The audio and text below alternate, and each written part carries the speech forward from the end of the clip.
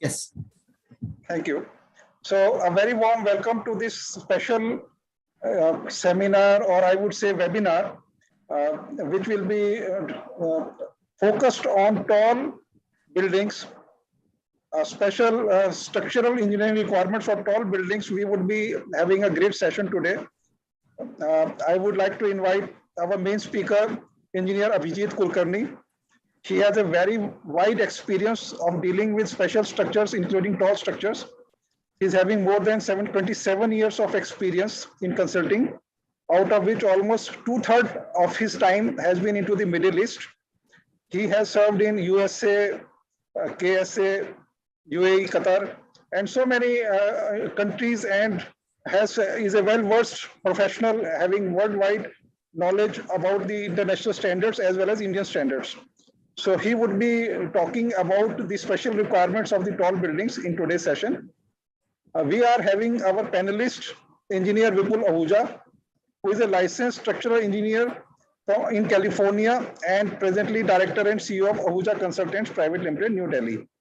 Now he is having experience of more than 39 years, out of which almost 14 years he has spent in USA, working in many prestigious firms like Skidmore, Owning, and Merrill.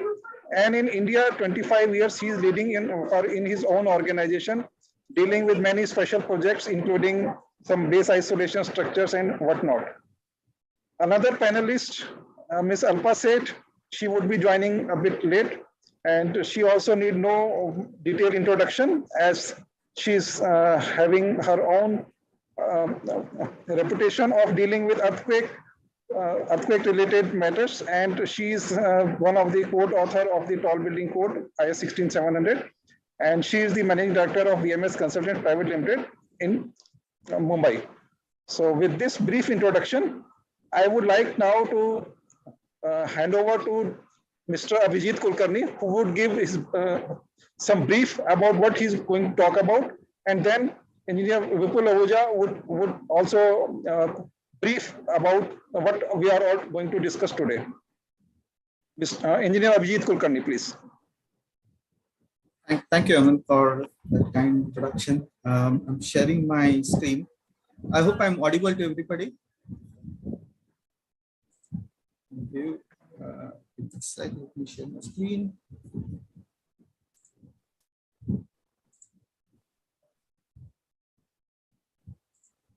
Is my screen visible? Yes. Excellent. Okay, so thank you, ISTructE, for giving this opportunity for me to sort of showcase some of the projects that I worked on in the Gulf. And then before that, briefly touch upon some of the tall building specific structure engineering. Every structure has its own specialty. You go to bridge, you have different specialty. You need to look into structure in different manner. Similarly, in tall building, you look into a different manner. Just before that, let me talk about a little bit of myself. I'm about 27 years of experience. I'm a chartered structural engineer, fellow of ISTructE UK, and a fellow of IC UK. Today's content, I will touch base on the Council of Tall Building and Urban Appetite, what it is, and some graphics about the number of tall buildings in the Middle East and India. Then structural engineering design considerations in tall building, construction considerations in tall building, some sustainability considerations, speed of construction, and then we'll spend some good time in talking about these 3 case studies of towers that I was involved in. Ubora Towers, the Mac Heights, and Vita Hotel. So let's go to typically CTBUH. Those who are in the business of tall building, they would know about CTBUH. It is, it is kind of a mecca for tall building engineers. Most of the database is there. They have the greatest of the brains working there. And then they maintain the who's who of the tall building in terms of who built it, who constructed it, which is the latest tallest building, which is the tallest commercial, and so on and so forth. Now this database, you have to subscribe for it, and then you get into access to this. So what you are seeing here is in the last 20 odd years, prior to that, it was all US, which was kind of pushing tall building envelope. But in last 20 odd years, that market has moved away from the US is doing it, but it's moved away from the US, and it is now gone into more into Middle East and Asia. And you see that Dubai's boom, then followed with Abu Dhabi, Saudi now picking up, China, and then Hong Kong. You see that there's loads and loads of those tall buildings happening on the eastern side of the earth compared to the western side of the earth. Although they have been constructing.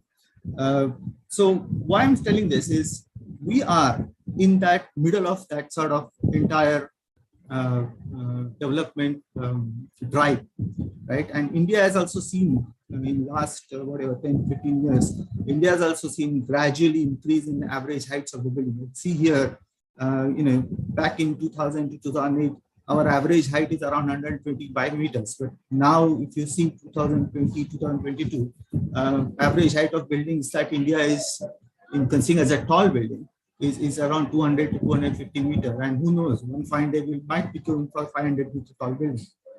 Although we had designed, one of the building that my current employment, Ubora Towers, designed. Obviously, it has not been constructed that way because we had some civil aviation, civil defense limitations in Mumbai. Now, so the graphics here shows you that the blue color is all North America, North America, North America, and suddenly you see that there is a fair bit of work being done away from North America, and that's where we are in, and we are in the right location and the right time. Now, when we say tall buildings, why really we have to go for tall? We do a lot of research. We have loads and loads of lands available. Then why we have to go tall?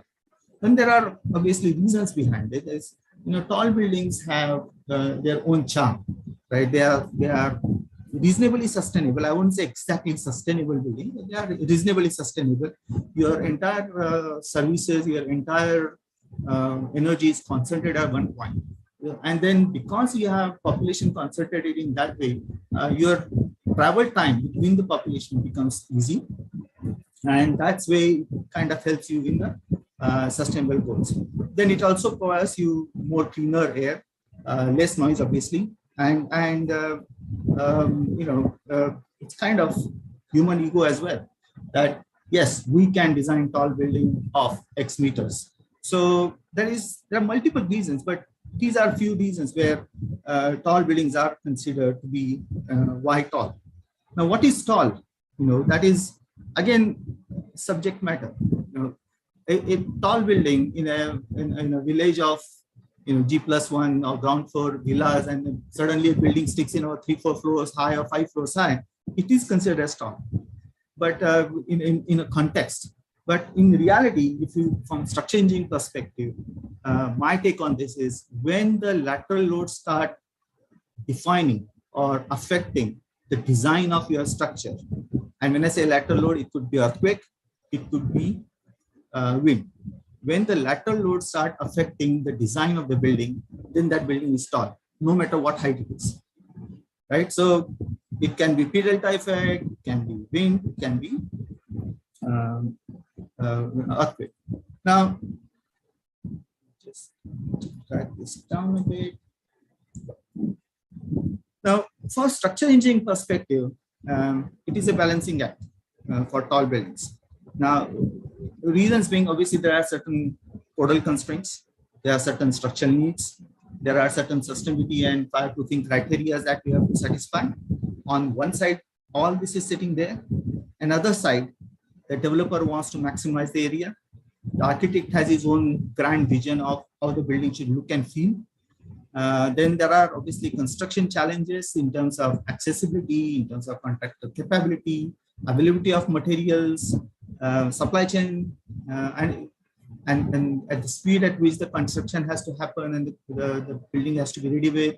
And last, but very frequently happening things, late changes, right? Now, why these late changes is because, architects are basically free birds, right? They want to have the best of everything.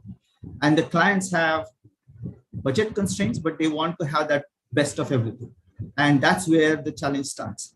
And then these changes come late, and you have, your foundation is about to be poured and contractor is waiting for your approval, and other side, the architect is saying, I want to stick in 2 more floors on top of it. So this is where the structure engineering challenge comes. And we all, those who are in tall building business, they would know about it. But this is typical. It's a driven by client ambition and architect's vision. And we are there to match those and make them a reality. Now, tall building is not just a structure engineering, right? Without anybody else and just a structural skeleton of a tall building, it doesn't work. So it has, architectural input, it has MEP input, it has facade and life safety and BMU, and it has other elements such as, your swimming pools, vent, landscapes, tree fields, and so on and so forth. So the aim here is maximize the revenue to the client with the best possible solution at the optimized cost. And perhaps I didn't put in time there, and the best possible time. So it's a puzzle, and not every time you have a same solution. One project would have X solution and everything would have worked well. If you start implementing that X solution on another project, it may not work, and you have to then tweak it. And that's the interesting thing in tall building, that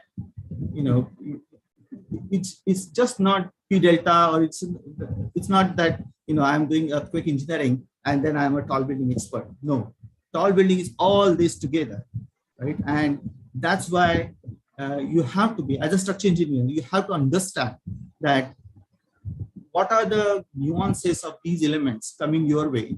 And eventually, what happens is all this input come to you perhaps at the as late as possible time, and the expectation is contractor is going to pour concrete first. So that means the structure engineer has to be ready with all the solutions that a particular building has to have, even before some of these nuances are coming to you. So that's where you start using your experience, and you start getting your feel of structures. Saying that my gut feeling is this much. I think let's do maybe 2.5 meter thick roof of whatever 250 meter tall building instead of 2.25 meter thick roof, because I know that there might be some tweaks later on. So this is the puzzle, and this is the variables, and there will be many more, but I'm just listed here, which are pretty that are more impactful on structure engineering. Now let's talk about a little bit more on structures. Is what is tall building? What are the loads? I mean, we already have gravity loads which are vertically downwards. You have self-faith, floor finish, partition walls, ceiling, floor, all those, whatever you see in your building, all those loads. You have lateral loads, which are wind loads, seismic loads, lateral pressure if we have basement structures. And then you have other loads which are more tall building driven, which are differential settlements, column shortening, transfer elements. And when I say transfer elements, loss of strength, could be loss of stiffness, construction stage analysis. Then you have a temperatures, then long-term creep and shrinkage analysis, because if the building is shrinking in a different manner and the building is leaning, and I'll show you one of the building case study where we did that long-term analysis. And then perhaps not so important for us in India, in snow loads and the sand loads. Snow loads more European thing, North American thing, and sand load is definitely Middle Eastern thing. Typical floor plate analysis. I'm not touching. I'm running fast here because these are not that critical. What is important to understand in floor plate analysis is lighter the floor plate, better it is, because lighter the floor plate will be lesser the gravity load. Lighter the floor plate will be lesser the seismic load. So that means lesser the structural demand, and lighter the floor plate means lesser the mass. That means for the given stiffness, more is for the given stiffness, more is the frequency. That means less is the wind loads. And that's why when we start looking into tall building floor plate analysis, we try to optimize that to the bottommost, so that get the best out of the floor plate, because that's where you'll have a lot of challenges and a lot of savings. Now, what happens with the tall building, and this is where it gets interesting, right? Now, premium of height, right? Now, what is that? If you see on the bottom left, bottom right, you have a floor plate system in that red box, which no matter what height you go, you will have a same load on a given floor. So that cost per floor, it just adds up and remains constant for each floor. Then you have column to resist the gravity, which is the non-lateral load resisting system. And I'll come to the LLRS and GLRS later on. So you'll have that going at an, about 60, 70 degree angle or that sort. But we have that yellow portion, which is the structural resistance, structural requirement to resist the lateral load. And when you see that this yellow color, or even here, the demand for the lateral resisting system significantly increases because of the increase in the height. And that's where the premium of the tall building is, that how we are going to manage the cost of the LLRS system, lateral load resisting system, against the given height of the building. And there have been studies done. A lot of people have worked on this. A lot of publications are available. But I want to bring to your notice that a robust lateral load resisting system at the concept of the tall building will save millions of rupees at a later date. And we have established studies. I have my colleagues in multiple offices that I work with. We have done lots and lots of studies on this, and that's the reason why there are systems being set for certain heights of the building. Not that those systems are not applicable for other heights, but tend to be more economical of those heights. Now, let's talk about the wind loads in tall building. Right now, wind load, we all know that it varies along the height of the building, and it has a component of a static load, then the dynamic load, and in the dynamic you have a resonant frequency and a resonant and frequent variable. Now, when you are talking about a tall building in a average seismic like Mumbai or Dubai, Saudi Arabia sort of zone, I would say around 35, 40, around 40 to 45 story building, or maybe around 30, 35 story building, your wind will start governing the building. Now, if you compare that with, high seismic zone, perhaps it's a different equation. But if we look at the tall buildings worldwide, and you see that which are the buildings that are governed by seismic design of tall buildings, as compared to the buildings that are governed by wind, you will see less percentage which are governed by seismic and more percentage governed by wind.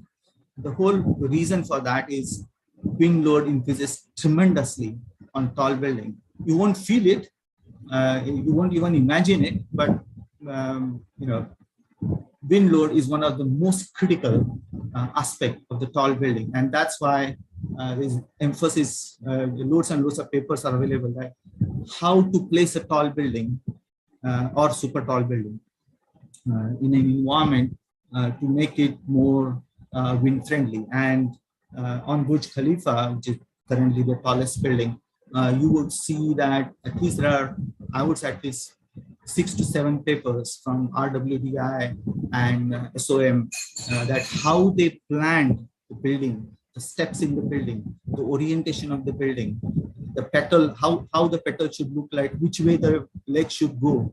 All that was driven by wind tunnel testing. And why is that? Because that's what the governing force is. Then when you do wind tunnel testing, on tall buildings. Obviously, those who don't know, I'm just kind of telling them, those who have worked with wind tunnel, they will know it anyway. We tend to do a typical building, which is instrumented, and then we have a surrounding model into it. And then we rotate this turntable into wind tunnel. There are various agencies available. RWD is one of them, CPP is another one, Windtech is another one. We used to have BMT, I'm not sure if BMT work. Then we have a Sydney University doing it. There are plenty of agencies who carry out these sort of specialized studies.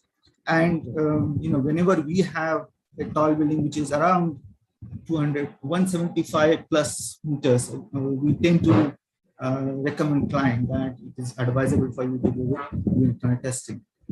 Now, what the wind tunnel test gives you, you get obviously it gives you the along wind and across wind for the given building.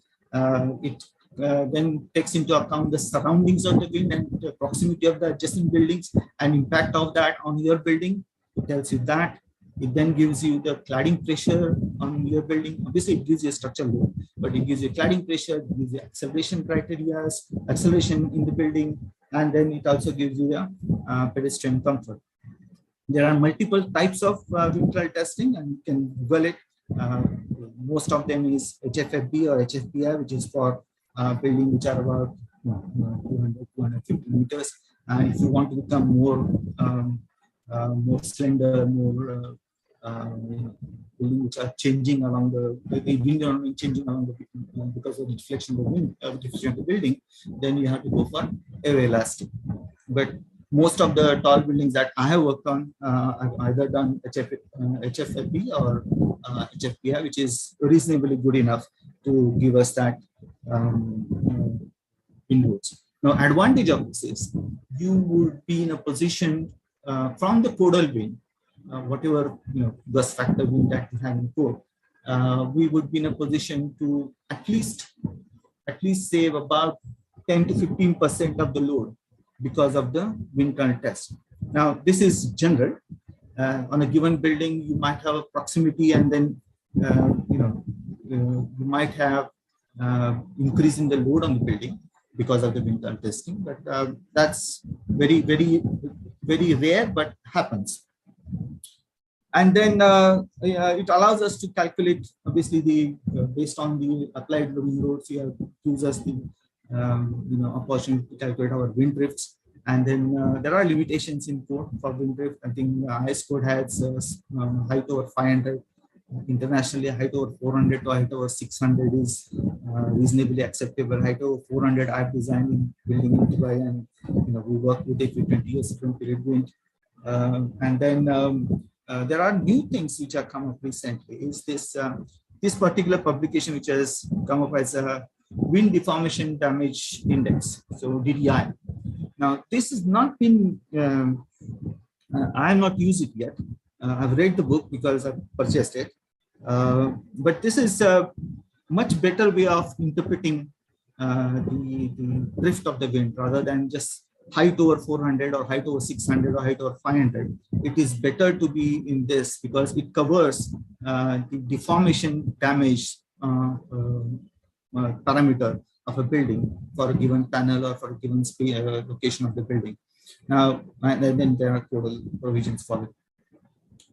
Wind tunnel testing also gives you, the acceleration criteria. In the residential building, normally you retain it to around 15 millig or below. For the commercial buildings, you retain it around 25 millig or below, and then torsional velocities around 0.035. This is IS 16700 limitations. Different countries have different limitations, but more or less they kind of run around this numbers. 10 years return period wind, and then these numbers. Now, this also helps us in arriving at what is our damping ratio in the building. Normally, you have at the serviceability level, concrete building, you will have damping roughly about 1.5%, which is inherent damping, 1.5, maybe 1.6%. If you want to accelerate that, add extra damping, then you have to look into the excessive damping system or external auxiliary damping system. There are multiple systems available. Hanging chain is perhaps for spires, but the tune mass dampers, water sloshing, water column dampers, and then there are these days all the wind tunnel testing agencies, they have been testing their own proprietary damping systems. And Hummingbird with RWDI, Windtech also has developed another damping system. Don't remember the name of it, but all these damping systems, they are becoming more and more efficient, more and more cost effective, more and more flexible. Because if you go for a water sloshing damper or tune mass damper, you will have huge mass which will be sitting on the top of the building, where perhaps you may not need the damper at that location. You might need damper at somewhere mid-height, and then you will have different challenges because your damper will create another round of vibration into the building if it is sitting at a different height. So these Hummingbird damper or the bespoke damper, they are small in size. They can be fitted within, hanging from this from the slabs, and they can be more effective at a given location in a given direction. So so early wind tunnel testing will help you in getting this information. Normally, I would recommend that wind tunnel testing should be done in your schematic stage. Don't go too early for it because your building properties are still not modified. Your building shapes are still moving plus minus few floors. Normally, they do this in scale of 1:400.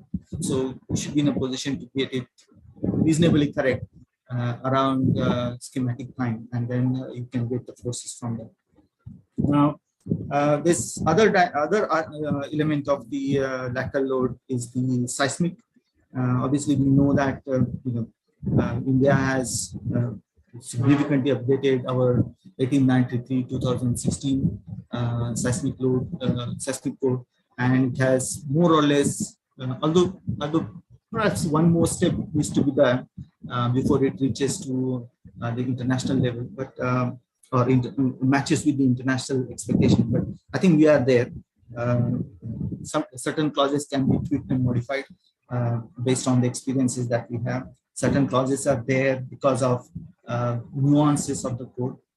So the advantage of that is once we look at the tall building is majority of the time it will be wind driven, but you still have to check that tall building resists the seismic force the way it has to, and that's why you still have to do a seismic analysis, and could be response spectrum analysis, could be time history analysis. I would recommend minimum response spectrum analysis. And then there are irregularities in the tall building, which are you have reentrant corners, eccentricity in the diaphragms. Then you have angular lateral load resisting systems, not in X and Y direction. And then with these irregularities, these are listed in the code. So based on the outcome of that, you probably need to do dynamic assessment. I would recommend for in any tall building that you do, that you work on, at least response spectrum analysis with a scale response spectrum is advisable. Don't rely on just static analysis. And response spectrum, directional combination, modal combination, and then scale it to Indian code. I'm not sure whether it allows to scale it down to less than 100% static, but I think UBC, IBC, and ASCE 7 allows us to take it up to 90%, and then if it is site-specific spectrum, then it allows us to take it around 85-80%.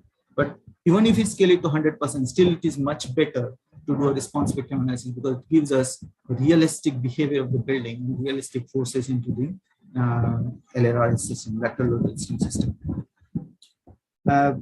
And then this is something which I was talking to you about, the structural systems that are being followed in tall buildings, and these are driven in two types. One is the inherent system, which is the the built-in system of the building itself, and one is the external system or internal, sorry, not internal system and external system. Now, external is more to do with the facades, where you have digit system or where we have outer skin taking helping into the building's behavior. So let's look at quickly the internal system. I'm just running quickly here.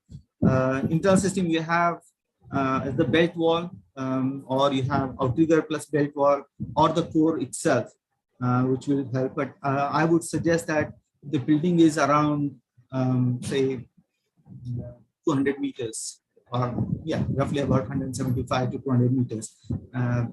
Try thinking of outrigger and see whether that helps you into reducing your entire LLRS system. Your core will be eased out a little bit. You push little force onto the perimeter columns, but it will still help in overall reduction in the material consumption. Construction wise, yeah, there are challenges in constructing outriggers, but can be looked into. And then, we have been working on a project in Mumbai now, 300 meters, 2 levels of outriggers, and we have been discussing with contractor now about the mechanism of how we are going to construct it, how we don't lock the construction stage forces into the outrigger. And that's very critical, because if we start building everything together, then the outriggers will see all your construction stage forces, and then the numbers or the forces coming to outrigger become unimaginable or unmanageable. So some clever thinking is required when the forces are being applied on the outriggers. And then you have external systems, which are facade driven. Now, there are challenges in facade driven systems because tolerances are limited. Facade is mostly being glass. You will have a challenge in making sure that it works well. Not that it cannot be done, and you see these buildings which have been built,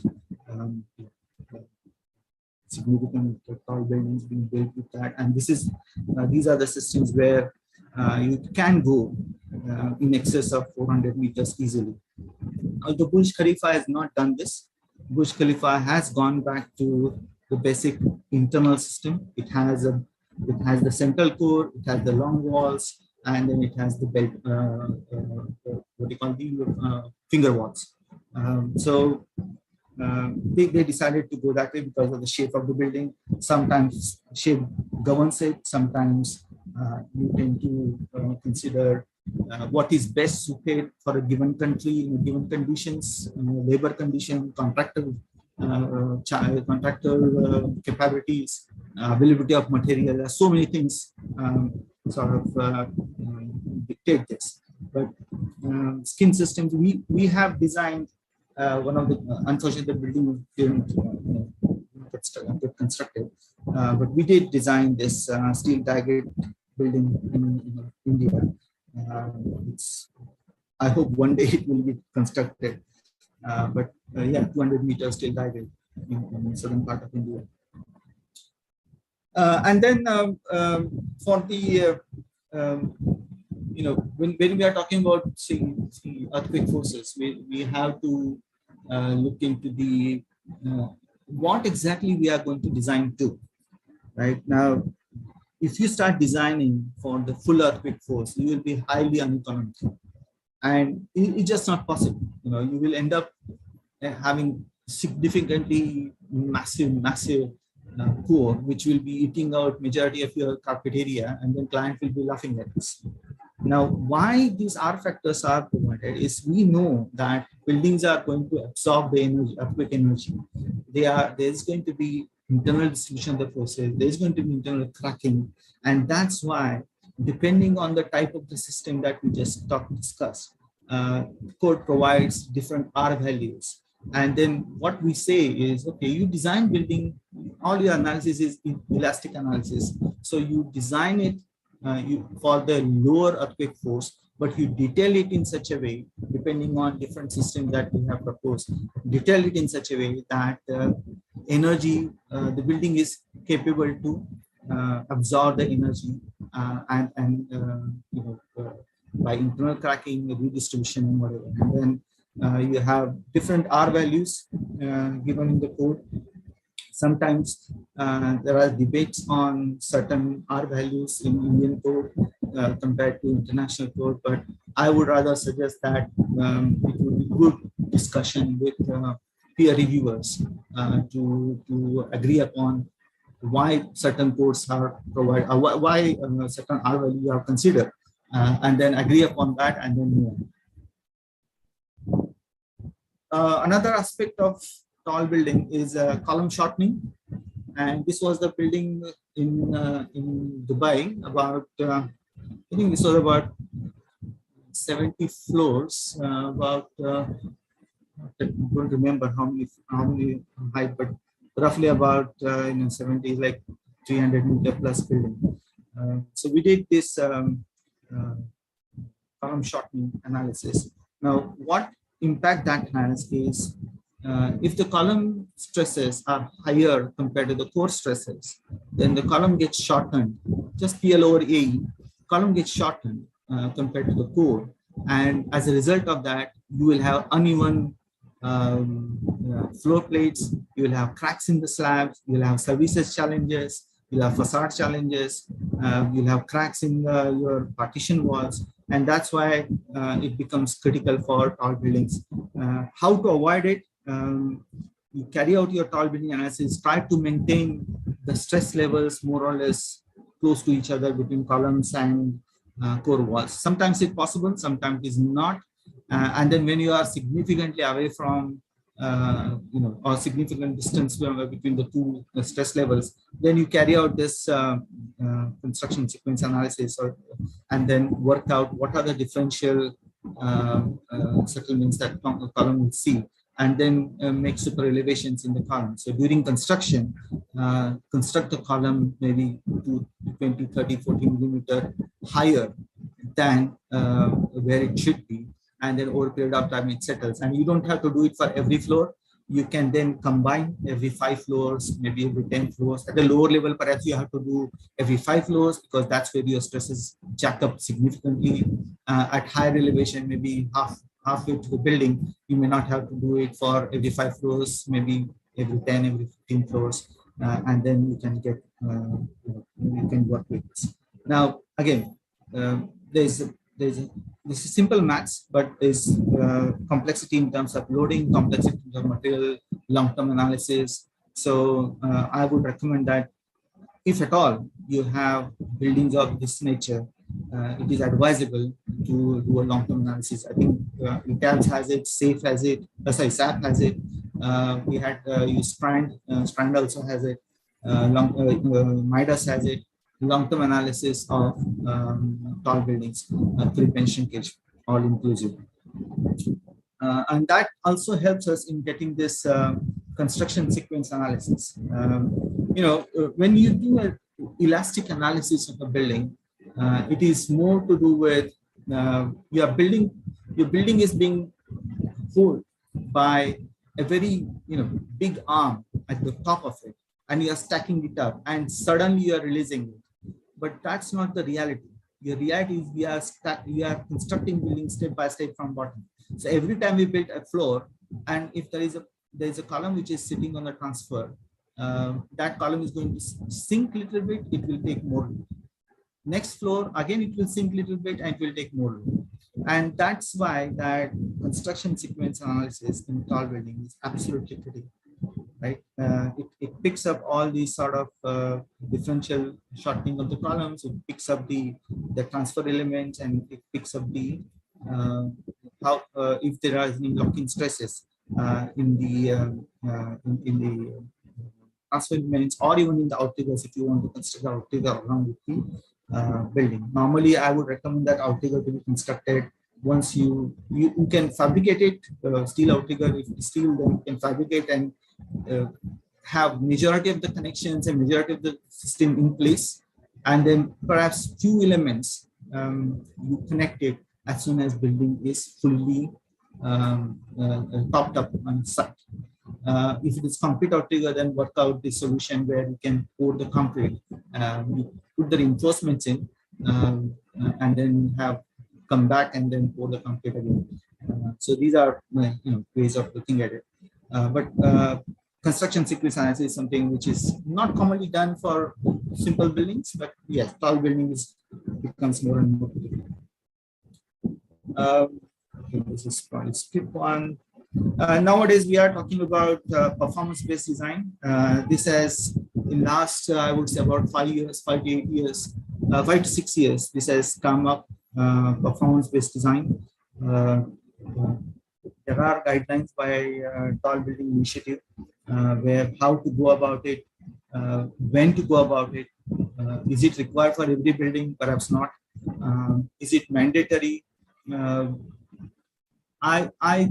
I wouldn't say mandatory, but if it is code exceeding building, then it is advisable to do a performance-based design. And then sometimes client want it because they want to see how the building goes all the way in their behavior. Now, there are these guidelines provided as to what to do, how to go about these establishing these points on the curve, and then predict the behavior of building and where the hinge is going to form, what is going to happen, how the force is going to be redistributed. There are multiple ways of doing it. It's not the one solution fits all. You have to do 1 or 2 rounds first, see whether everything is working, and then you go into detail. Again, another element of tall buildings, especially when you are talking about tall buildings, commercial tall buildings, right? Why people want to go for tall buildings is because they want to maximize the space, right? Now, when you say maximize the space in commercial building, that means from the core to the facade, you don't want to have any columns because that obstructs the client's sellability or the end users usage of the building. And that's where clients tend to sort of push columns to the facade, close to the facade, and will then become a long span sort of core to the facade sort of a building. And that's when you start having floor vibrations. It's something similar like what you have in a on a bridge when you are on a footbridge and you have when you are walking there, you see the footbridge is vibrating, right? Now you are in an open air, and if it's vibrating, you wouldn't overly bother. But if you are sitting on a 50th floor of a tall building and suddenly the floors are vibrating, then you start becoming nervous. And then there are methods available to mitigate it, analysis and mitigation methods, and then there are codal provisions for when you are sleeping, what should be the case. Normally in office building, you don't bother about that. But when you are standing, when you are agile, when you are sitting in your chair, what should be your floor vibration? You don't want to continuously get that feel of you're sitting next to a metro station, right, where every time it is vibrating. So there, floor vibration analysis becomes more and more critical. There are methods available here, and again, robot is another tool which is excellent for this. We have done multiple. In fact, we have also helped one of the architects in India to assess the completed tall building. They had some issues with the floor vibration, and then we did measurements and then we assessed them and we given them the conditions. Now, this is more to do with the design side of it, and these are more tall building specific design. There are building design as such has to be there in tall buildings, but these are areas where tall building design are slightly different than the normal building design. And then let's look at the construction things in tall buildings, and there are obviously two different challenges here. There are design-driven considerations, and then there are procurement-driven considerations. Design-driven, obviously, all the things that we just discussed will come in here. Procurement-driven considerations are also critical for tall buildings. As how we are going to procure the contractor. Is the main contractor going to be responsible for everything, or you have a subcontractor doing something else, or you are getting some labor contractor and the client is managing it? So loads and loads of challenges when you change the procurement strategy. And sometimes some strategy works on some type of building. Residential building, for that matter, may be much easier compared to commercial building. And that's why it's critical that we establish as a design engineers, we understand that how the procurement is going to be, who's going to build what, right? And so if you are in, say, scheme design stage, and your contractor is saying, I'm going to pour concrete for my raft for tall buildings. I mean, as a structural engineer, yes, you can give the design for the raft based on your past experience, based on the analysis that you would have done for that building. But then pouring of raft is not just pouring of raft. It has to have the drainage system. It has to have the earth pits. It has to have the, maybe if it is pile, then you have to have a pile head connections, earthing points. So all that, perhaps that contractor may not have capability. Right? And that's why it is important that the procurement strategy is known to us as a structural engineer, because then we know that, okay, these are the elements that are yet to be finalized, Mr. Contractor. Who is your subcontractor for doing these elements? Those sort of questions you can ask and buy some time for yourself sometimes. Shoring system is, those who are designing basement, they would know. Basically, these are basement retention systems. These are required normally for tall buildings because you have so many people in there. You would invariably have parking, car park, you would invariably have water tanks, invariably have fire tanks, chillers, your substation, loads and loads of empty spaces at the lower level. And sometimes you put in on the podium. Sometimes you have to do podium plus basements. Sometimes you have to go all the way down into basements, depending on where the building is, what the bylaws say there. In a classic example in Dubai Marina, you cannot go anything more than 5 floors in your podium.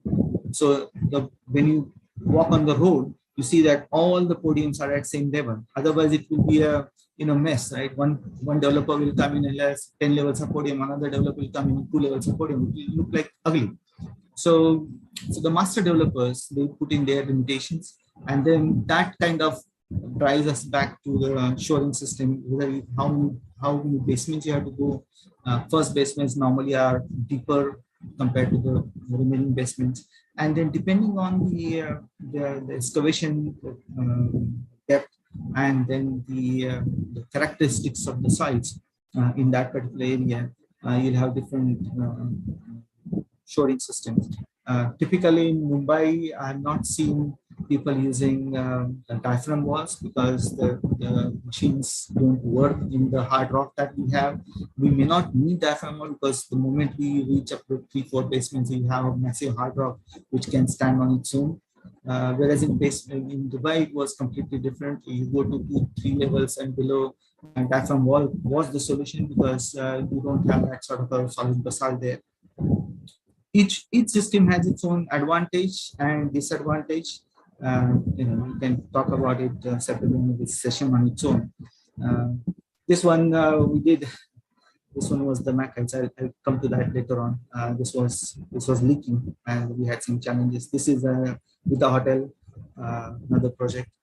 And then dewatering, when you have go into basements, you have to design. You're not as a structural engineer has to design the dewatering, but you have to consider that the dewatering system will be in place. So the dewatering well point should not conflict with our perhaps a raft, perhaps column position, perhaps a wall position, and then we have to work with the contractor to mitigate it. And why I'm saying this is I've seen people having serious problems because once it is installed, and the dewatering well point is started, your column is not there, right? Your raft is not there, but these guys will be there on site and they are sucking the water and lowering the water table inside the plot. And when you come there and you start constructing your raft or columns, and then your dewatering well point starts obstructing it, then you have a challenge. Then that whether you have to relocate the dewatering well point, and the moment you have to relocate the dewatering well point, you have to bring in the entire system back on site and redo it. And whilst that is happening, you have the construction activity of the raft, which is taking place, which will be then perhaps for temporary reason, temporary measures has to stop. So that is a significant delay in the entire process. And that's why, whilst the dewatering well point is being installed, whilst the dewatering calculations are being given to the contractor submits your engineer, you have to ensure that the well points are not obstructing your permanent retaining wall, your shoring systems are well coordinated, your temporary, your permanent column positions, wall positions, steps in the raft, or you have, say, raft and foundations, and then stick slab. All that has been picked up properly so that you don't have any such issue at the late changes in the dewatering system. Basement waterproofing system is another challenge in the, especially in Gulf. We had a significant challenge because the salinity of the groundwater, lots of chlorides and lots of sulfates. So we had no choice than to protect it, double protect it basically. First protection would be obviously these waterproofing systems, and then the second protection is the crack proof in the concrete. And some of the projects have gone third one, which is the crystalline products being mixed into the concrete. There are multiple systems available. Bituminous system is sometimes reasonably cheaper, easy to fill. And we used to go for like 1 or 2 basements with this. If the basement depth goes to 3, 4, then we used to go with PVC membranes with the compartmentalization. And if it is anything more than that, we used to go with the bonded HDP systems. Even if there is a minor crack, the HDP itself can absorb that crack, and then there's no, it's continuously bonded to the concrete, so there's no tracking of the groundwater penetrating. Then another challenge in the tall building especially is the ductile detailing requirements. Every code has it, IS code has it. Sometimes it becomes challenge because of the condition of the reinforcement. Then you have to work around it, and then you have to make sure that the sizing of the structural dimensions are done properly so that you accommodate all the rebars that are required, all the links and the shape of the links that are required. You have code which are helping, especially the link beam detailing that we have. Previously, we had to have those columns going in diagonal, but now it's been eased out. But important thing to remember is the detailing requires, especially in the high seismic zone, ductile detailing requires very, very, very careful drafting and very precise and concise calculations of the lap lengths, embedment lengths, hook sizes, hook angles, and then it might end up with some concession into reinforcement, or it might end up into increasing the size of the concrete column, and then you might be looking into increasing the overall consumption of the material because of the ductile detailing. This is more required on the high seismic zone areas. Low seismic zones, code allows us to relax this a bit. Separation joints are another targets, and this is typical for all buildings, but for tall buildings it becomes apparent because the buildings move under wind loads and the seismic load, and we don't want them to be banging on each other. First that, and the second thing is if you connect them together, then you have center of mass is at a different location then, and center of rigidity at different location, and you start getting torsion in your first mode, which is not at all advisable. Although I've designed one building which had no choice than to have torsion as first mode, but we had to mitigate the extra shear that we were getting. But recommendation would be to have the easiest solution for for your joint is have two columns sitting next to each other. Sometimes you don't have space for it, then you go with the carbon, and then you have proprietary systems like Stayfix and others which can be used. Formwork systems can be looked at, but I will probably skip that. The tunnel forms, then there are aluminum shifting forms these days. Aluminum shifter, I think, is most critical or most important thing to remember is the grade of concrete in vertical elements and in horizontal elements.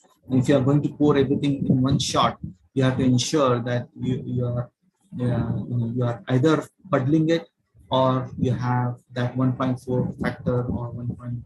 I think if you drill it down a little bit more in Concrete Society Technical Report, Hills 14, something, or ACI 318, that factor of 1.4 can be jacked up a little bit.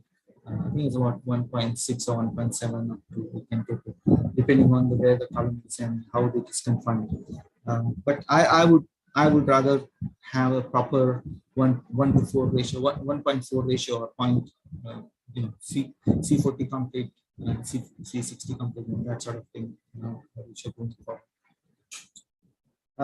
Choice of material we discussed is PT and concrete. Majority of that. I'll just zip past this. I want to the projects. Now, composite is another one. We did some internal studies about what are the pros and cons of concrete buildings or composite buildings, and then we found that composite buildings is the way forward. And if you really look at it internationally as well, around 82 to 85% of the buildings now in last 10, 15 years, or 10 years at least, have been either concrete or composite. Steel alone buildings are very less. Concrete alone buildings are, yes, they are there, but composite buildings are increasing. The advantage of composite buildings is obviously you can reduce the column sizes, which we can give that much extra area to the column to the client, and then that's extra revenue for the client. Fireproofing, I'll touch upon. Just remember that fireproofing, when you are doing a steel building, around about 500 degrees centigrade, the capacity drops down to 50%. Those two numbers, if you remember that, 500 degrees centigrade of the fire, capacity drops down to around 50%. Fireproofing is critical in the building that are especially steel buildings. There are multiple ways of doing it, but challenge in fireproofing is the service life of the fireproofing system itself. And it could be intumescent, it could be fireboard, it could be concrete encasement. Concrete encasement is anyway, it's not a big issue. It is doable. Vernacular, and they have their own service life. Now, building of which has 50 years, maybe 60, 70 years of design life. If you have issues with the fireproofing system much before that, then you have a challenge, because then you have to rip off all your cladding systems and fall ceiling and redo the fireproofing.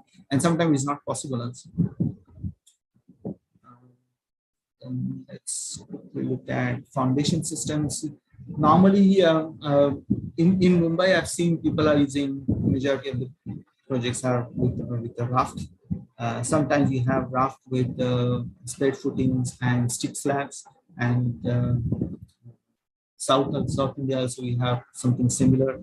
Dubai, it was slightly different. Dubai, we had, because of the buildings were sitting on that sort of a strata, we had no choice than to go for piles, and the rafts were pile raft solutions. Yeah, I would like to interrupt Engineer Abhijit. Yes. It's very interesting to continue here. We would like skipping. Skipping. No problem. You can take 5 minutes more, and then we can have question answer session before we come to the panel discussion. Yeah. Yes. So now quickly on the Ubora Tower. This was done back in 2012. project has won an award. This was in business bay area, 256-meter tall building, leaning columns, transferring the core. See, if you see here, I'm not sure whether you can see my cursor, but the core is transferred. That portion on the transfer beams running here. Some of the columns were starting. So this is the positioning of the column going from ground floor to the roof, and it had its own challenges, multiple of them.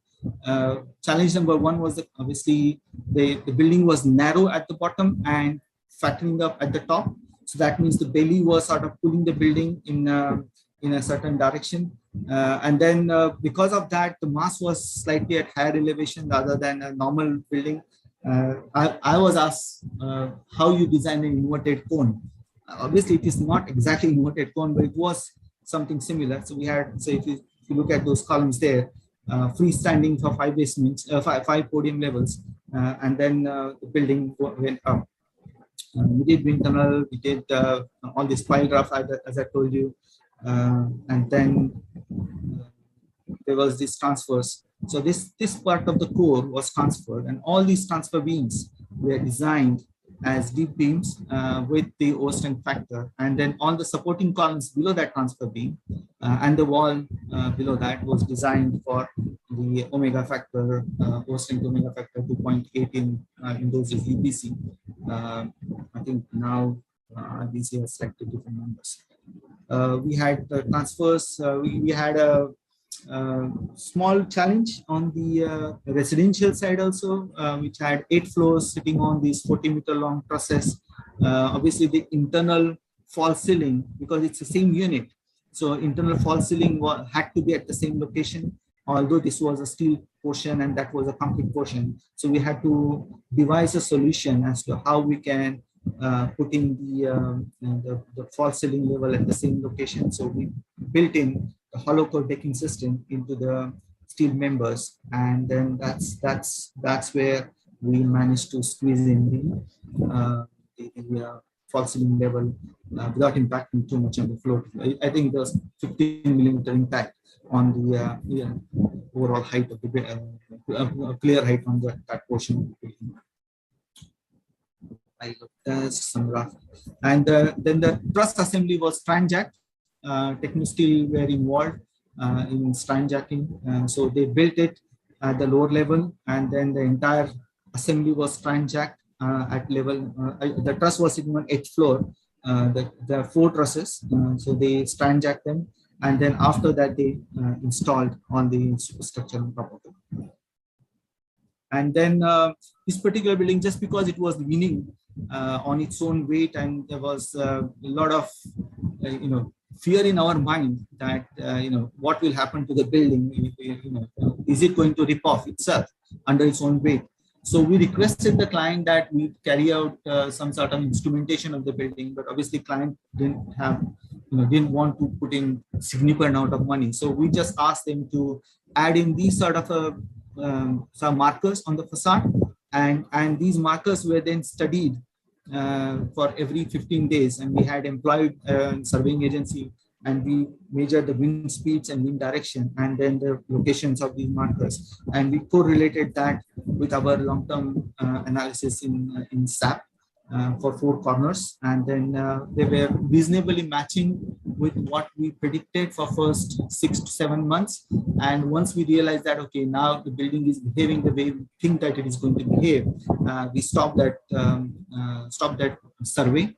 And then we had predicted that building is going to have, that belly is going to go a little bit more because of the shape of the building. The building is still standing. I think one of the premier consultants' office is there in that building. You see that 17 to 18 meter clear span within inclined columns, but fantastic views from sides. It won an award. It was ADAS design, won significant awards for ADAS. And this is something interesting. Nobody gives award for structural engineering here, yeah. but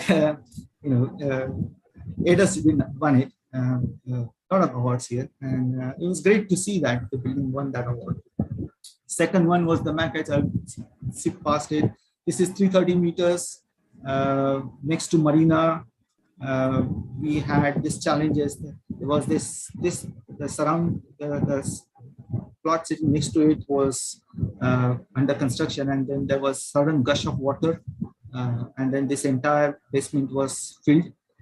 I was told that nobody died, but I doubt. But still, so we had when we went there, obviously Dubai municipality did not allow us to do any sort of anchors in the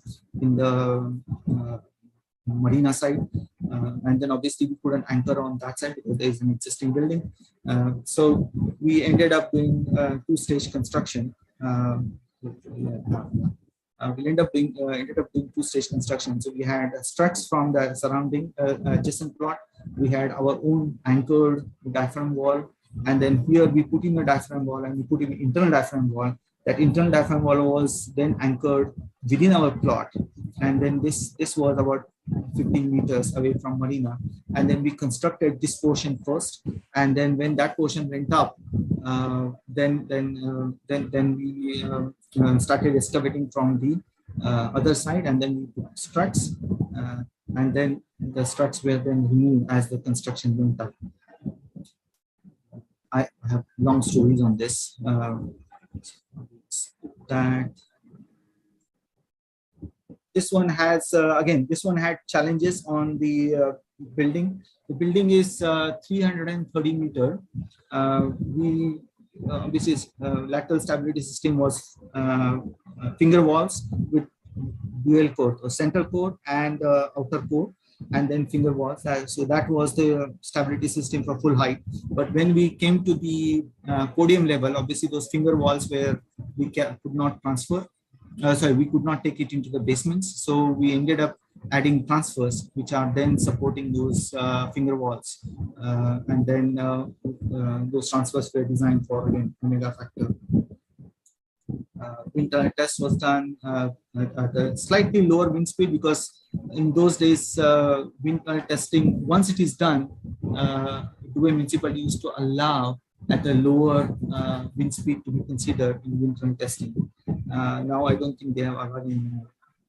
It was peer reviewed by independent engineer, and standing it's been selling. Last time I went there last November for just wanted to see how the baby is looking, and they took me inside, and I was talking to the guy. No, this is not the right access. You should go on that side. And he was asking me a question that how come you know? And I said, look, I spent what 7-8 years on this building, so I know exactly what is inside it. So that again, that building has won an award, 335 meter best international residential high-rise architecture. Again, architecture is important to remember. This was, I think, it won in 2016, maybe 16 or 17. And maybe I can stop here because this is another project. If we require, then we can come back to this. Is that fun? Yeah. Yeah, I think we can give the answers on by email. We can continue probably another 5 minutes and then start the panel discussion based on some of the questions, good questions and all. Yes, correct. Because it has been very, very excellent presentation and a very focused so discussion. We don't want to cut short also. Yeah. We want to give the benefit of all the slides that you have as much as possible. So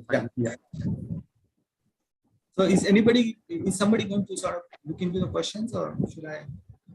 Yeah, actually, let me start with the questions. We had, though you have almost covered everything, but still, I would just repeat a few questions, like about fire loads in tall buildings.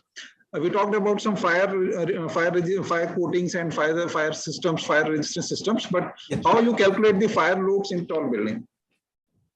Now, fire loads in tall buildings, there are two ways of looking at it. One is what is the consumable, right? Normally, when you carry out the test in the fire test for the materials, your consumables in the test are not going to suppress or not going to exhaust. Whereas in buildings, whatever consumables you have, whether you have furniture, whether you have papers or whatever, they exhaust. Once they burn, they release the energy and then they exhaust. So if we look at the normally NFPA guidelines, I think NFPA 101, I guess, it says that if the building, if the verticals are supporting more than 3 floors, they should be designed for minimum 3 hours fire rating, because the building has to stand to evacuate all the people in the event of fire. For floors, NFPA says that it should be minimum 2 hours fire rating if it is commercial or residential building. Now, again, one can correlate this to the trade center. It was a jet fire, right? And nobody designs for that sort of a consumable jet engine fire for that long. So I would say floors for 2 hours and verticals for 3 hours if the building is taller. Do we have any guidelines that we should have minimum fire load in the buildings when we are going too tall? And certainly there would be some specific firefighting systems which are very much essential for these tall buildings. Absolutely. So NFPA normally considers, I mean, I use NFPA most of the time. Again, as a structural engineer, we normally give or are given the what we call the requirement of the codal provisions to design the structures for that sort of a rating. Now, there are code consultants who provide interpretation of the codal clauses. NFPA is very convoluted code, and it has loads and loads of UL rating and what system to be used, what materials to be used. So I would recommend that if at all, if somebody is designing a tall building, a fire consultant is advisable, and then the fire consultant will then set the limits that structure should be designed. This MEP system should have sprinklers sprinkler system to suppress fire or something like that, and then the MEP consultants looked after fire suppressing, and structure consultants looked after the fire protection of the structure itself. And what about the durability of the structures? How you take care of the design life and the durability of the structures? Great question. See, durability of the structure, depending on the exposure criteria of the structure, right? If you are sitting on and again, which part of the structure? If the basements have a different exposure conditions, superstructure have different exposure conditions. So normally when you are in the harsh environment, highly chloride, highly saline, highly sulfate corrosive environment, I think I have touched a little bit on that we should be protecting the basement outer wall with an external waterproofing system, which is bonded HDP is my preference, which is robust enough to not allow any sort of this groundwater touch into the concrete. But even if at all there is any sort of leakage into that, which invariably waterproofing systems are not that great. There you have a secondary defense as to you probably increase the core of the concrete. You probably have limitations on the crack width on externally exposed, maybe 0.2 mm. Internally, you can keep it at 0.3 mm. And then you can, and if you want additional protection, you can add in crystalline products into that. So that's for a basement. Now, coming to the superstructure. Now, superstructure, if the building is cladded, like most of the commercial buildings are, residential buildings perhaps are not cladded. So there, cladded commercial buildings, you don't have to worry, because once your facade systems are in place, your structure is protected by virtue of facade being the first barrier anyway. But suppose you don't have that and you are into residential building and you are a highly corrosive environment like Mumbai has, then you have to think about, again, the core, the concrete mix. And then I would rather suggest that instead of, you don't need that much of a cement to generate that strength. So you tend to, no need to increase the cement content, but cementitious material content, which allows you to reduce the porosity of cement. Could be GGBS, could be silica fume, or could be combination of that. And then use that into your concrete mix and try to reduce the permeability of the concrete, so that you don't, the concrete doesn't, even if it is exposed to the saline conditions, like, your seashore conditions, your salts are not gone into the concrete. Now people have gone one step beyond that. They have done, not many projects, but some projects. They have done cathodic protections. But to me, cathodic protection for tall building is too expensive. It is always better to be a. But we can certainly have some kind of instrumentation to check what is the status of the building inside, so that we can take preventive measures timely before it deteriorates faster. Correct. So we have a number of options. The best part of this tall building concept is that we should have lighter materials, so that we have lesser seismic loads and we have lesser loads to handle for the elastic shortening and all. Yes. And at the same time, because steel is the material where we are more inclined, but as engineer we told that composite construction is also very important, very much popular for the tall buildings concept. So appropriate, I think, decisions should be taken as per the building requirement and the environmental conditions. Now, my next question is from Mr. Adil Ahmed. He's asking that how is the performance of tall buildings with flat slab systems in high seismic zone? Would you like to suggest flat slab system in? Very apt question for this discussion. Look, flat slab systems are not great for lateral stability, lateral load resistant systems. Right now, but that doesn't mean that you should not use it. If you have a lateral load resisting system robust enough, irrespective of the flat slab system, robust lateral load resisting system. And when I say robust lateral load, you have a core, you have maybe outriggers, maybe you have shear walls, whatever system that you have. If that is robust enough, then the flat slab should be capable to take your compatibility related movements and then whatever bending moments and shear forces that you may have because of compatibility, and then you can design for that. Again, Indian courts restrict it, and there would be reasons behind it, because I think IS 1890-2016 has revamped itself significantly since its last edition, and then to digest the new revamp, I think that it is now becoming more aligned to international courts, which is great stuff. Maybe one step, I think I might have mentioned that one step just before that. Actually, if you want to go for this flat slab system, we have to control the sway. Yes. Of the building. So lateral support system need to be very, very sturdy, and then only we can think of this flat slab system. Otherwise, in general, we should not think of this kind of system if you are not very sure about the lateral support system and the lateral sway because now in tall building we would be using dampers and other things. So probably it may be feasible to go for flat slab system also.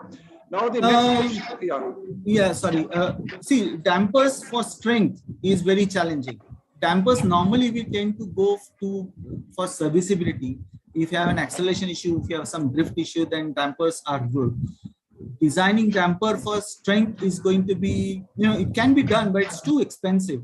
And and then coming back to that flat slab thing, see, flat slab construction on its own is not bad, but the challenge is who does it, and what is the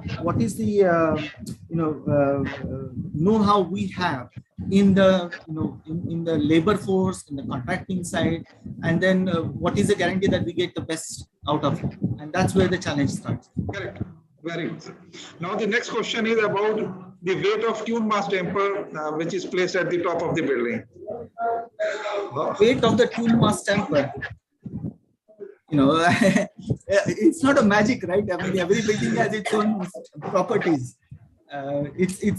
You have to design. If you're placing a tune mass or liquid column damper or column sloshing damper, you have to design building for it. How to find that weight? Okay, you have a complex calculations for it. There is a CTBH has published a nice book. I think it's pretty expensive, but very nice book. It's that thick for damper design, and it's very, very fantastic book. If somebody wants to buy it and study it, that will be great. But it's very, you can't generalize the damping system. These are very specifics, and they have to be bespoke for that particular building, for that particular conditions. Okay. Now, next question is about in a situation of cold climate, there may be asymmetrical heating inside, but not in all floors while snowing outside. As in tall buildings are not sustainable.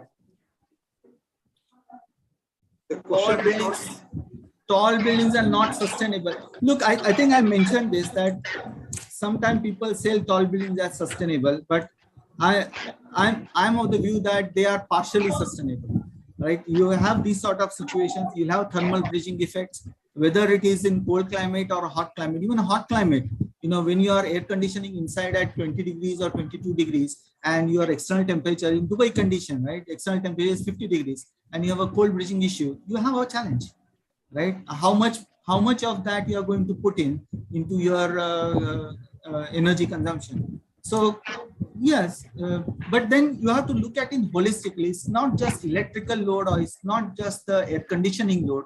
It is also, suppose the same population has to live at the low rise building, how much is the space that they will take? How much would be the road that you require? How much is the drainage system that you would require? How much the fuel consumption for them to commute that you require? So holistically, if you look at it, then I would say that tall buildings are, I would say 60-70% sustainable, not 100%. Okay, now the next question I'm taking is that what is the best alternate that you suggest for shear walls, cheaper and effective in RCC framed building? Is there any suggestion for alternative? that? Go for bracing systems. There are methods available in the code, right? Different setup. You know, you have a moment testing frame system, depending on what is the height of building and which zone you are in. You can go for moment testing frames. You can go for braced frames. Multiple choices available. Now taking one more question, and then we will have our panel discussion. The question is that what was the sensor used for monitoring? Is this the strain gauge or anything else? No, that we suggested proper, you know, not only strain gauge. There are flat jacks, strain gauges. There are, I think, 3 or 4 different materials. I don't remember now. 3 or 4 different equipment that I don't remember now. But we have a proper specification given to the client, and obviously it was expensive.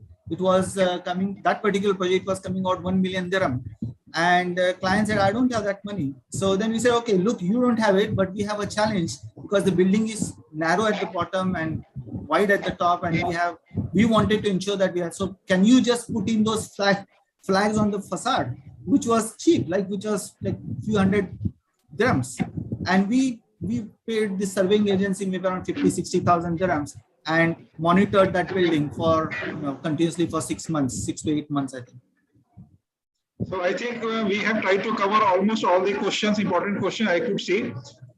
Because of the lack of time, maybe some of the questions are left out, and we will try to answer them in due course of time. I would request now Engineer Vipul Ahuja ji and Appa Seth ji to join for the panel discussion so that we all can conclude today's wonderful session. Hello. So, Engineer Vipul Ahuja ji, now remarks from your side. Well, I think that was a very good presentation, outstanding. It is very apparent from all the feedback that we're getting from the audience.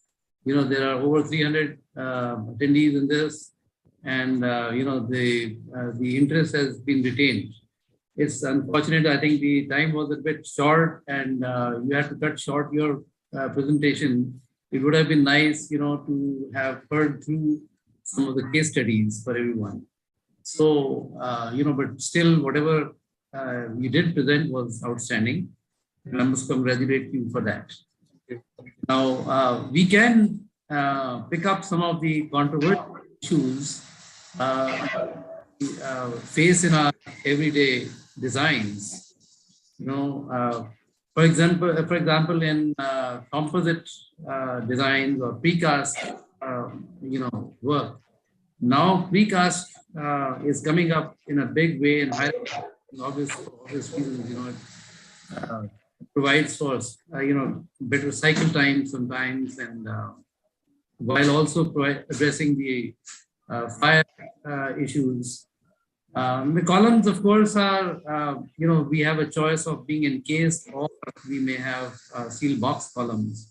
Steel box columns are gaining favor because of speed of construction, but they are not, they are a challenge for that. Whereas encased columns, they normally do have the inherent fire issues, fire retardant issues, obviously. They don't have that fire issue, I would say. But then, making good moment connections out of that, because the concrete would provide the moment resistance, but the composite, the steel part does not. So we need to address, some of these issues along with the diaphragm. The diaphragms are not addressed very adequately in the codes. So we also have, cords and collector forces in such buildings, for which we need to design the connections, the steel connections, which are otherwise designed as shear connections, to include the axial forces for collectors and so forth. So I think we could have a little talk on that, because those are some of the issues which the codes are not addressing today. What is your take on that? I think, look, steel is more direct, right? The flow of force in steel is, we know exactly where the force is going, and we know exactly who is taking how much, right? And that's why the connections become much more, important in steel buildings. Otherwise, designing of a steel member, we have been taught in probably second, third year of engineering, and that still remains. See, the thing is, people are using this together with the core, with the concrete core wall system. Yes. Okay, and the peripheral system is just what I'm talking about. Yeah. So there's a composite, and then they're tied to the 75 millimeters screed, so to say, which goes on top of the precast members. Yeah. This is what. Yeah, I agree. So, I'm not talking about the school boys, steel connection designs. Yeah. But I'm about having a good composite system, which is the integrity of the whole floor system. I agree. So decking system, if we use decking for, say, as a floor system, you have a concrete core, perimeter could be a composite column with steel encased inside the concrete, and your entire floor, or could be CFTs, and your deck system is steel beams and your composite decks. I tend to, or hollow core concrete, or hollow core slab, or hollow core, yeah, or hollow core. Now, hollow core, the one which I've showed you, the Ubora, the floor transfer. What we did there was we did not rely just on that 75 mm, right? We had cut the hollow core vertically, and we embedded reinforcement into a hollow core. Your hollow core has like 1.2 meter wide, and then whatever length you have, 16 meter maximum, I think. So you can cut open some of them, and you can put a reinforcement, so you can develop it much more robust connection. But for the deck system, I tend to agree with you that just for 75 mm screed, assuming that is going to give a complete diaphragm action, maybe in one direction it will, because you have not just 75, you'll have that entire decking, the depth, whatever you have, 150 mm, 150, 160 mm depth. But in the perpendicular direction, you may not have that, because you will have only that 75, 50 mm. I tend to talk to people and say that, for our guys at least, I say that, okay, provide some sort of an underfloor bracing system to ensure that your diaphragm action is at least covered. We don't want situations where your diaphragm is not acting properly, and then the whole, gimmick of tall building just gone on toss. So my take on this is, yes, in one direction you will have enough thickness, another direction you will not have, and then there you go for underfloor bracing system. Could be angle system, just angles connecting between the, and we did this for Mall of the Emirates. It's not tall building, but Mall of the Emirates ski slope, massive load on top of it, and we did underfloor bracing system. Engineer Associate, you want to please add something on this? Yes, I think that what Vipul has brought out is a very important point. He is talking about, precast construction, and really, I think the problem that we are facing in India today is that there is a lot of pressure. In fact, if I'm not mistaken, one of the union ministers has made it mandatory that we use precast for, these, I think, the Awas Yojana tall buildings, because I understand that it is one of the very quick construction systems. I think the challenge that we have in our country is that we've not had enough testing. We've not had enough testing, and our experience of precast has not been very good. If you may recollect, I'll just take you back to the 2001 earthquake, where how many hundreds of school classrooms, which were constructed by one of the most construction companies in our country, how many of them actually collapsed like a pack of cards, right? Unfortunately, that was in 2001. And we're talking today in 2022.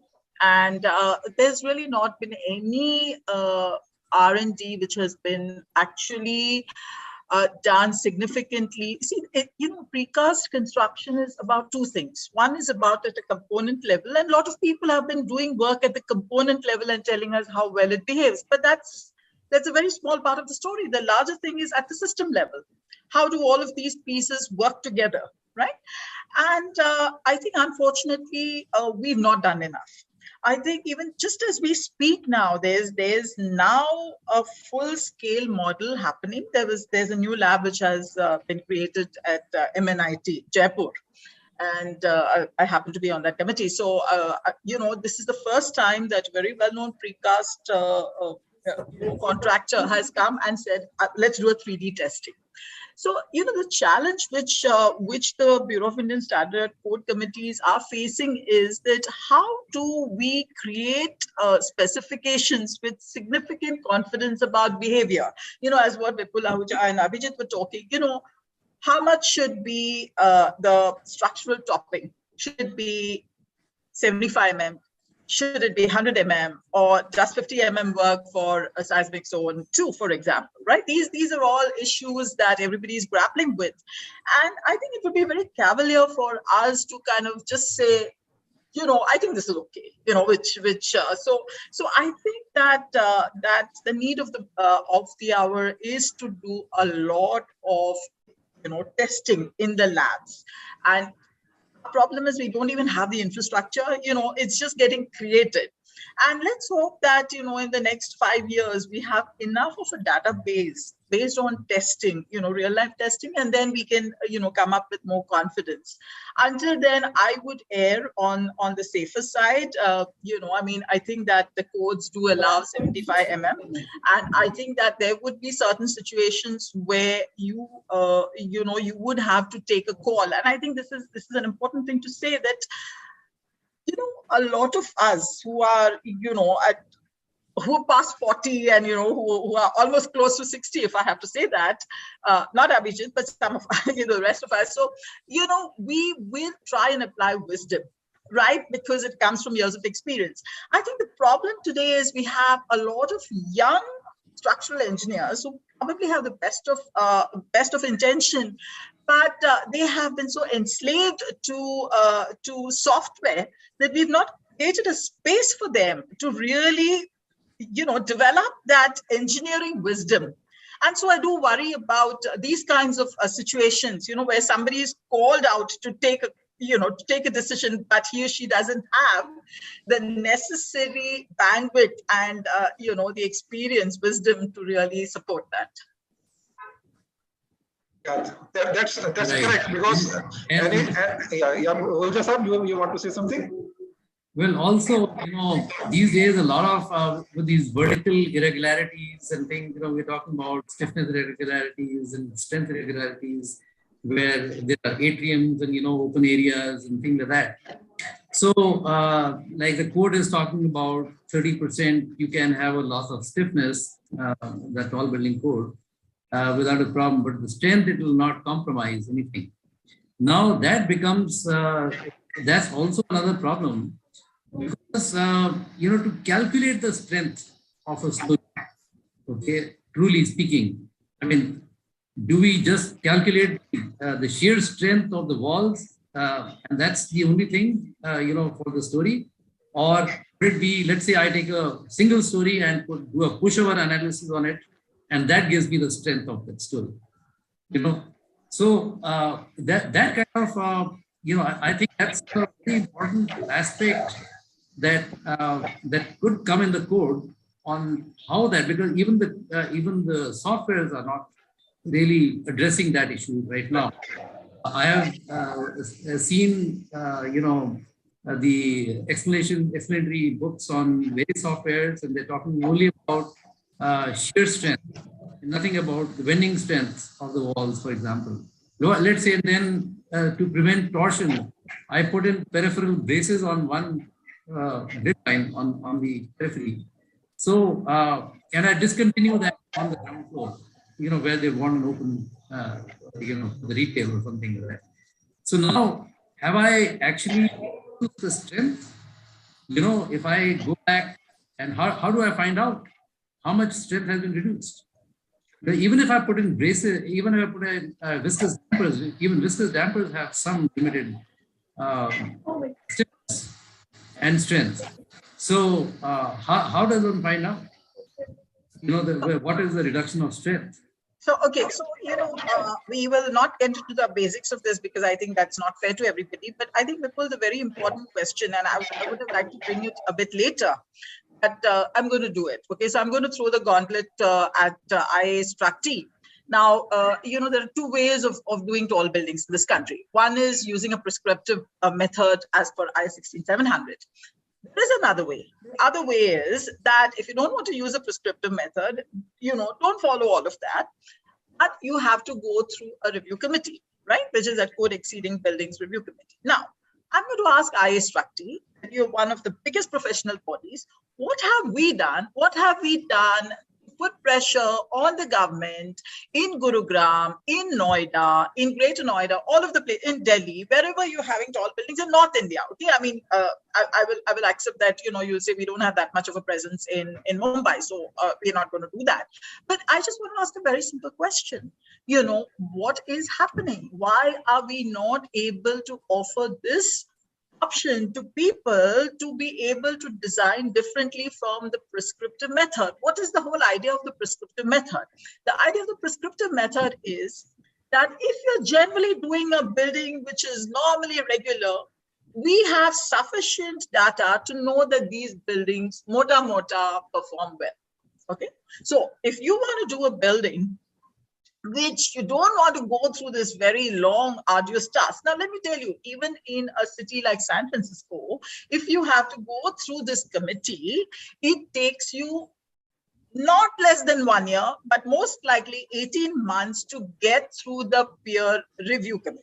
Okay. Now, do any of our clients have the bandwidth and patience to wait for that? If they want to do an out-of-the-box building, we need to kind of develop a culture in this country that, you have to then follow lock, stock, and barrel what is happening elsewhere in the world. You can't just cherry pick what you want, So to answer your question, that there are no easy answers. If we want to do, any kind of a complex structure, where we don't want to fall, we're going to have a lot of changes in your stiffness, in your strength, and so on. And the other reason is that why we have said we will not give a leeway for strength is because, in our opinion, ensuring that you have greater strength in the lower floor than the upper floor is not difficult. Always ensuring stiffness is not easy. So therefore, there has been a relaxation for stiffness, but not for strength. Okay, so that is something, which has been it has been well debated in the committee, and that is why it is there. But I mean, that is just a case in point. My small request is, why does IASC not take up this as one of its very serious objectives, that you with your muscle, in NCR, should at least ensure that these committees are created. Right? These committees should be created, and it's very sad to me that we're all actually this code has come out in 2016, talking in 2022, 6 years, and we still don't have a single committee in any part of the country.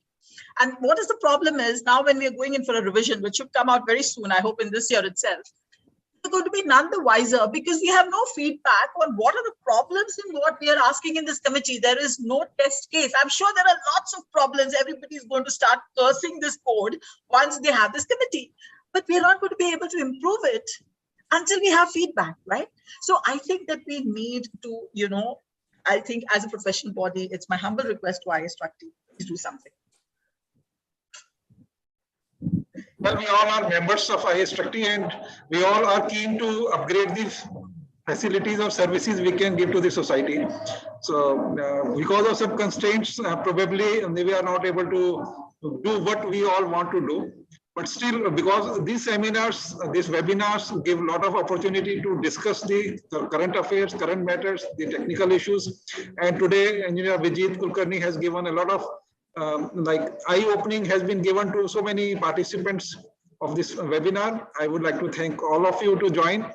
And with this, I think we can go for the closer. Engineer Vijit, you want to say some last words before we close? Yeah, appreciate the time given, and thank you for the panelists. I agree with Alpha that we should have, we should be more active in, like US, like they come with the code every 3 years. They do a lot of research, then they present it. Okay, sometimes they may come up with something crap, but then they rectify in 3 years' time, right?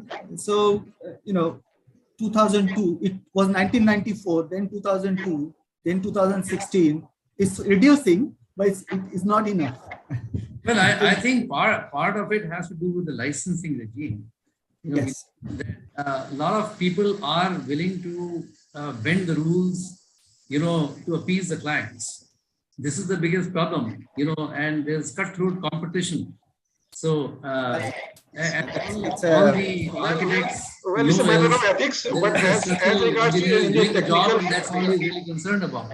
Yeah. Your concern is very well a concern of all of us. But as a technical fraternity, we all must strive to do whatever best we can do. We should enlighten with the correct knowledge with our juniors, and whatever support we can give for the moral ethical designing, we must strive to do that. And I think with this we can now conclude. It is already 6:15. Very thank you to all of you who presented in this special webinar on tall buildings. On behalf of IS-Structy, I again thank you all to be here. And with this, I think we can close. Thank you. Thanks, Abhijit. Thanks, everybody. Thanks, IS. Bye.